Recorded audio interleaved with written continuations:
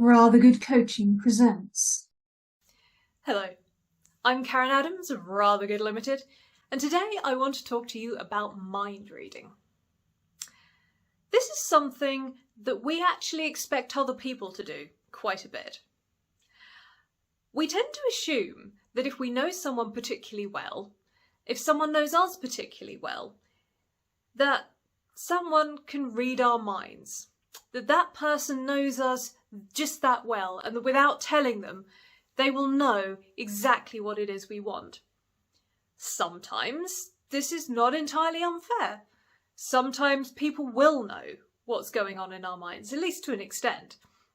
They know that we like certain things, that we do things in a particular way, because they do know us and they understand us.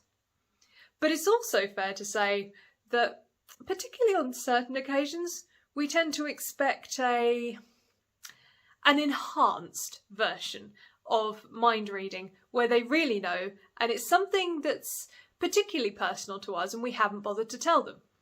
This is particularly noticeable on occasions such as birthdays or Christmas, where you want to do a particular thing or you want to have a particular present or experience, but you want someone to be able to surprise you with it.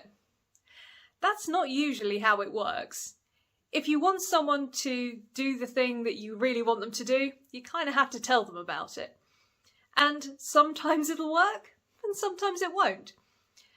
Another thing that can work quite well is if you tell someone about it, you can have a conversation about it, and even though they didn't know or understand what you wanted, they may be able to enhance the thing that you originally thought you wanted, so you can come up with something that's greater than the sum of its parts. So I'm going to tell you a bit of a story of my first really strongly remembered experience of being expected to mind read. I was probably at primary school. No, I was definitely at primary school. I used to walk home from school with my parents, and they'd walk with the dog at the same time, so they'd get a bit of exercise, the dog would get to go out, and they'd pick me up from school. And it was all great. I was old enough to walk home on my own, and occasionally, if they had something else on, I would do it. And so it wasn't a problem in that respect, except for one day. I was waiting at the school gates to meet my parents, and nobody showed up. I was quite upset. I was a child. I was expecting my parents to be there. I didn't know what on earth had happened, and I was in tears. I was inconsolable. The teachers were terribly confused, terribly upset, and obviously couldn't really do a great deal. So in the end, I walked home on my own. It wasn't that far, about a quarter of an hour walk. As I said, I'd done it before. It wasn't really a problem. And when I got home, I was greeted by my mother, who had fully expected me to walk home on my own, but unfortunately failed to share that she had decided that I was old enough to walk home on my own in the future, and that's what I'd be doing.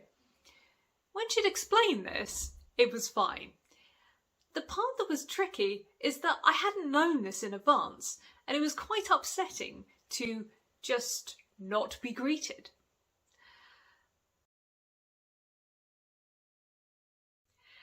And that's exactly it. The number of times we don't actually think to tell someone something that could just make everything so much easier. It's not like I had a problem walking home on my own. It was just that knowing that I was supposed to walk home on my own did make a world of difference. And when we want something from somebody else, if we tell them about it, it makes it easier for them to do it, or to tell us why they don't want to do it, or why something else is a better option. So don't try and expect everyone to read your mind, because they can't. My experience is they can't. Your experience is probably that they haven't either. So try and make your life easier. Tell them what's going on. Don't expect them to use a crystal ball. Sort of provide them with the services of a crystal ball by just telling them the answer up front. So give it a shot. See if it improves your life any. Let me know how you get on.